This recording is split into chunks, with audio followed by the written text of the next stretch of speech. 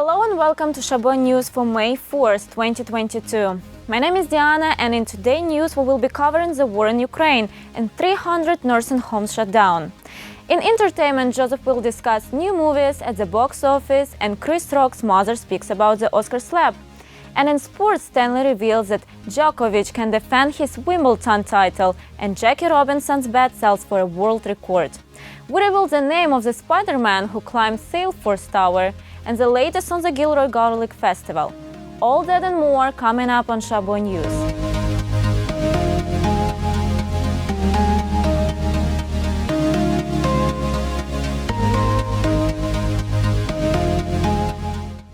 Ukraine may soon get some more financial help from the US as it fights against the Russian invasion.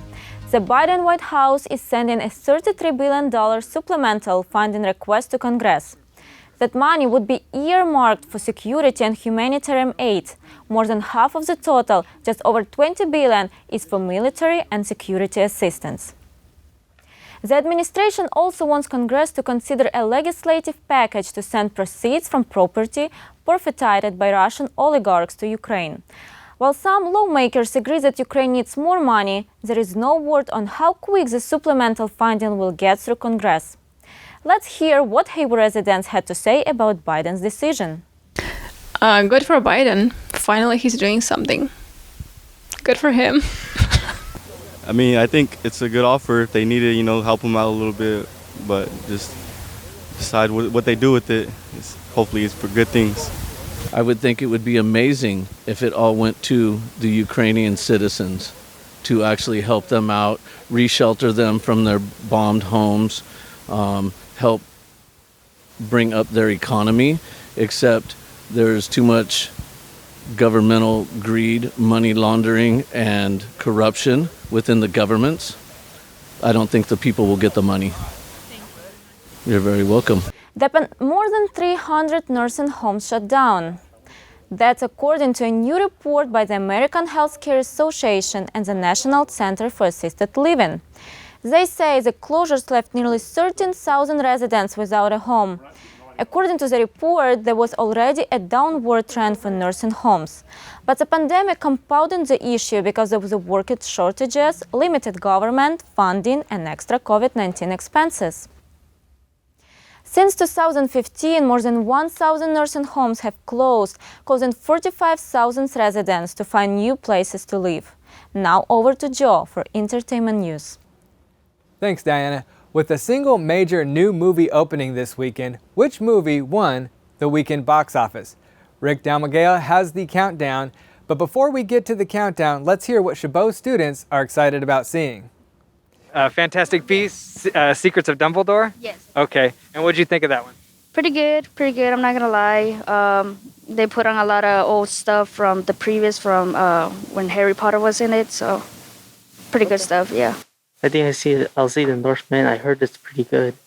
Oh, Everything Everywhere All at Once. Oh my God, that looks like a really good movie, and it has great Asian representation that I haven't seen in a... Mrs. Wang, hello. Everything Everywhere All at Once climbed from 6th place into the top 5 this weekend on ticket sales of $5.5 million. The Northman pillaged its way to a repeat at 4th place with $6.3 million, while Fantastic Beasts, The Secrets of Dumbledore held on to number 3 with $8.3 million. I make this look good. The spiny blue speedster and his friends continued their hold on 2nd place as Sonic the Hedgehog 2 raced off with $11.4 million. That brings the sequel based on the video game to a 4-weekend total of $161 million.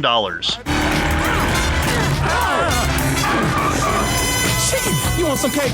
You seem a little hangry. DreamWorks' animated adventure The Bad Guys continued their capers at number 1 for the 2nd week in a row, making off with $16.1 million and bringing their 2-week haul to $44.4 million. In Hollywood, I'm Rick Damagella. The weekend's only new wide release, the Liam Neeson action flick Memory, debuted in 8th place. While comedian Chris Rock hasn't spoken out since being slapped by Will Smith at the Oscars, his mom has a few words to say. Rose Rock appeared on a TV show called Soda City Live on WIS-TV Friday in her home state of South Carolina. The motivational speaker, who was in Columbia to visit local high schools Friday, was still clearly troubled by the incident. When Will slapped Chris, he slapped all of us, but he really slapped me. Why do you say that? Because when you hurt my child, you hurt me. Before the incident, Rock says her son had been very excited to give Questlove his Academy Award for Best Documentary. Not only was that moment taken away, she says Chris could have fallen, or Smith could have been taken out in handcuffs. Earlier this month, the Academy announced Will Smith has been banned from attending the Oscars for 10 years. Now back to you, Diana. Thanks, Joe. Gilroy Garlic Festival owners say they were not contacted about bringing back event. A post on social media has left a festival fiasco in its wake. The organizer behind the San Joaquin Asparagus Festival announced that he wants to bring the canceled Gilroy Garlic Festival to the Central Valley. However, Gilroy Garlic Festival organizers have said the festival cannot take place anywhere other than Gilroy. San Joaquin Asparagus Festival promoter Tony Nocetti shared his intention with KCRA3 about bringing the Garlic Festival to Stockton in August. Now to Stanley for this week's sports. Thanks, Diana. Novak Djokovic will be allowed to defend his Wimbledon title this summer after tournament organizers announced players who are unvaccinated against COVID can compete at the All England Lawn Tennis Club. The club said because the United Kingdom does not require vaccination to enter it, they will not require it either. But they do encourage it. The tournament takes place in London from June 27th to July 10th. Djokovic was not allowed at the Australian Open in January after having his visa revoked due to his unvaccinated status.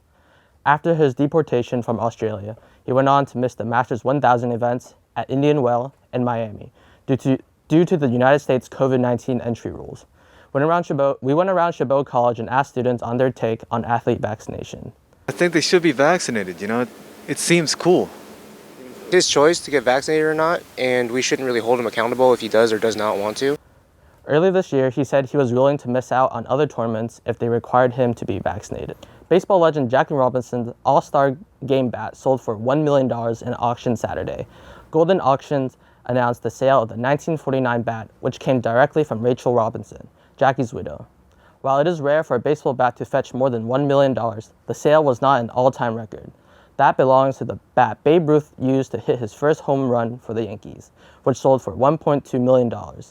The single most expensive piece of Jackie Robinson's memorabilia is a game-worn Brooklyn Dodgers jersey. His famous number 42 jersey sold for more than $4.2 million last year. Now back to Deanna for more news. Thanks, Stanley.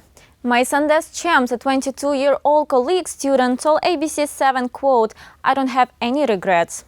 He was arrested Tuesday after free climbing to the top of Salesforce Tower, the tallest skyscraper in California, with hopes to raise money for anti-abortion charities. Mason scaled the 1,070-foot-tall building while periodically stopping to use his phone to post videos to social media. He told ABC7 he's been planning the climb for a month using Google Maps to access building. When he got to the top, the police were waiting to put him in handcuffs.